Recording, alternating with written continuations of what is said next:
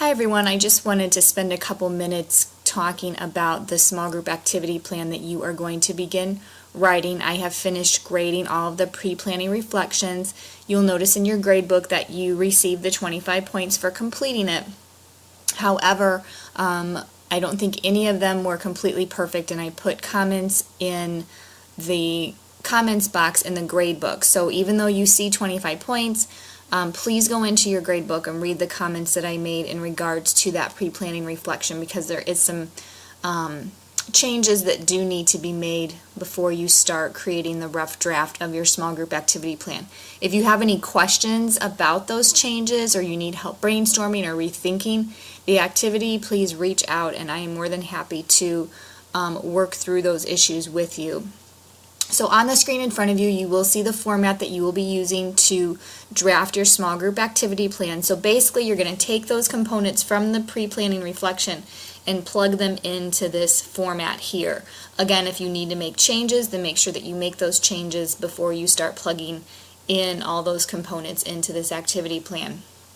All of the information that's in red, that is just giving you more descriptions as to what needs to be included in these different sections, and so they just give descriptors for each of the sections in here. You don't need to leave the red portions in.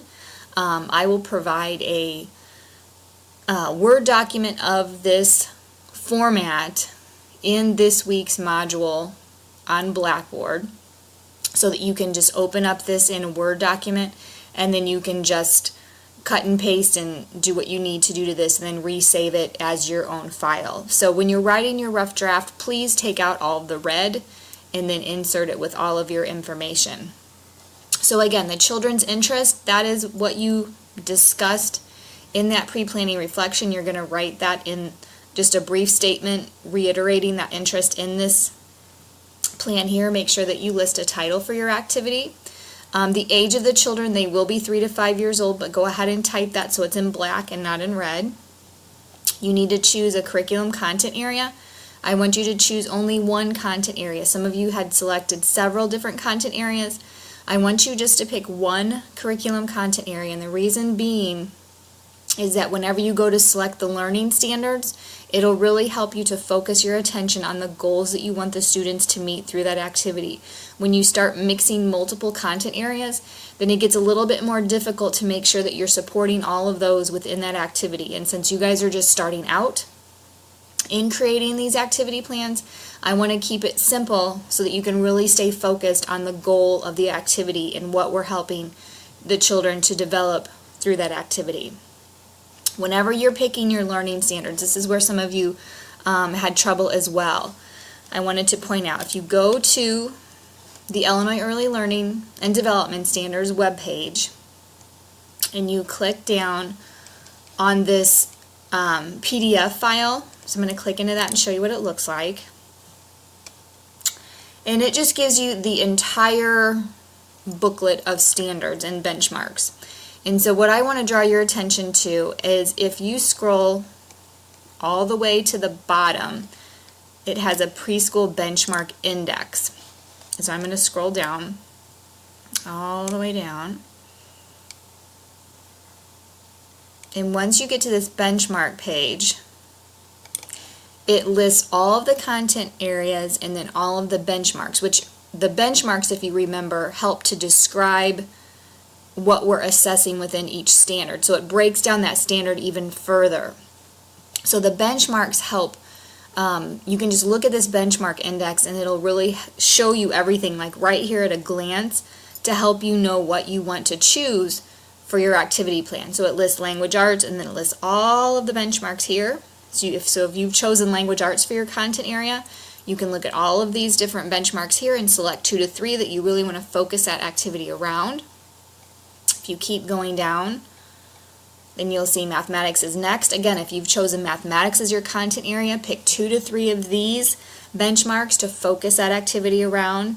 Again, if you continue to scroll down, you've got science, social studies, physical development and health, the arts, social emotional development as well. So again, this is just a nice way to look at these and kind of be able to see them all at once. I know sifting through those pages of the standards can be tricky.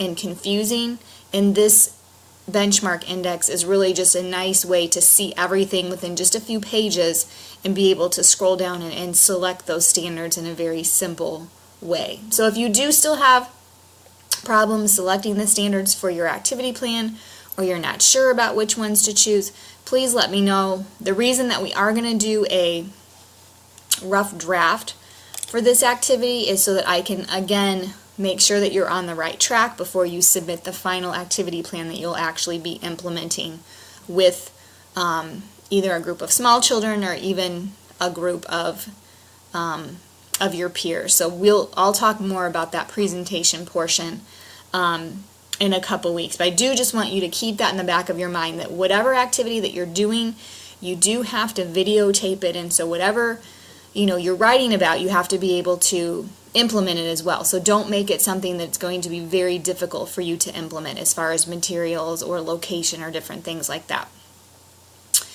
So again, you're just going to plug in all of that information: the interest, the age, the content area, the standards, the materials. Again, you've already thought through the materials that you're using whenever you reflected on the aspects of active participatory learning. So you're going to just bullet point all of those materials that you would use in that activity. The add-on materials.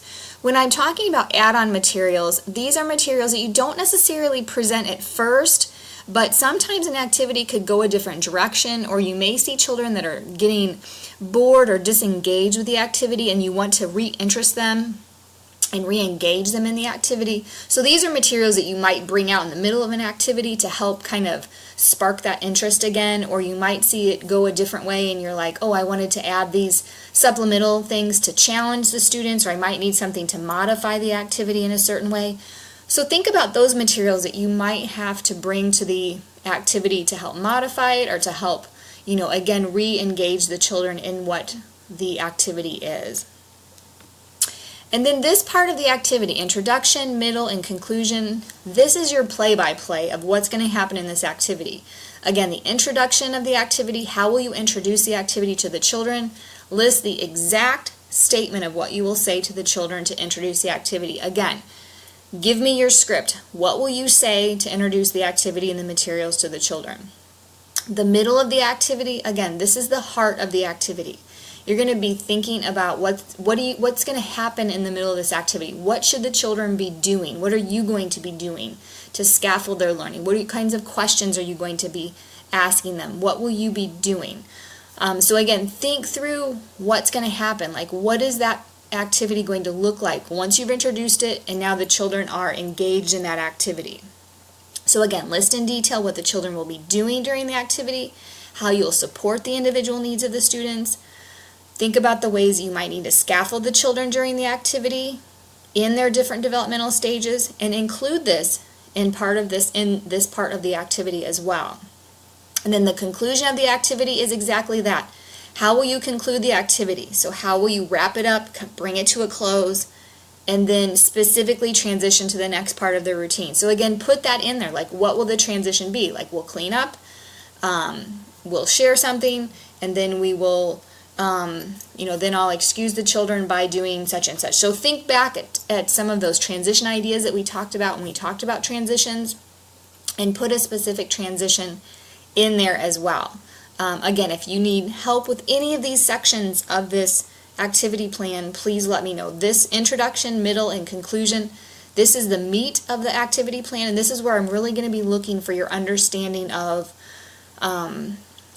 really supporting those elements of active participatory learning, and really helping to support children in the various developmental levels that they'll be at when you do have a classroom of students, and how you'll scaffold the children and help them be successful and work through problems and communicate their intentions and all that stuff within that activity. So that's really important, and I'm going to be looking at those components when I'm grading this as well. The last two sections, the follow-up ideas: based on the interests of the children, what additional activities could you implement to support these interests? So again, what was the interest that helped you to create this activity? Keeping that same interest, whether it was cooking or pumpkins or cars or leaves, whatever it might be, what other activities could you come up with to help support that activity. It doesn't have to be another small group activity. It could be something that you add to your interest center to support that activity. It could be something that you do during large group time. It could be a book that you read. It could be something that you're doing on the playground. So again, think of a few different things that you could do in addition to this small group activity to continue to support that interest that you stated in the very beginning of your activity plan. And then the final piece of your activity plan is the assessment. How will you know the children met the standards of the activity? Again, those 2 to 3 learning standards that you selected will focus and guide this activity. You're always going to be asking yourself, how are the children meeting the activity? They should be participating in the activity. You should be guiding them during the activity to help them to master or work towards those goals set on those standards. And so again, at the end of the activity, you want to have a way to tell if they met those standards or if they didn't meet those standards. So again, how will you do that? So always refer back to those standards, because those standards is what's going to guide this activity. And then at the end of it, you're going to say, yes, they met those standards, or no, they didn't. So you want to make sure that you have a way of determining how they met those standards, whether it's a work sample that they produce, whether it's a conversation you have with them. How are you going to determine that they met those standards for the activity? Again, some of this might be tricky. Again, this is the first time some of you have ever created an activity plan. Some of you have created activity plans before, but it isn't using this type of format, or it's not using that high scope philosophy, or it's not thinking about developmentally appropriate practices and active participatory learning. So again, I know that this can be challenging. So please, if you're having questions, if you're having concerns, please reach out. I am more than happy to talk through these things with you. Also, the first thing that you're going to be submitting is a rough draft. So again, if you don't have all the pieces right in the first draft, that's okay. That's why it's a rough draft, so that we can look at what you have and tweak what needs to be tweaked, just in case it needs to be changed before you submit your final small group activity plan. Because we want that final one to be really, really great and ready for you to implement when you go to do the implementation portion of that activity plan. So again, if you have any additional questions, please let me know. I hope this helped. Again, look at that benchmark index on the learning standards. That'll help you be able to select those 2 to 3 standards for your activity plan. And I just want to wish you guys good luck, and I can't wait to see your rough drafts for your activity plans. Talk to you later. Bye-bye.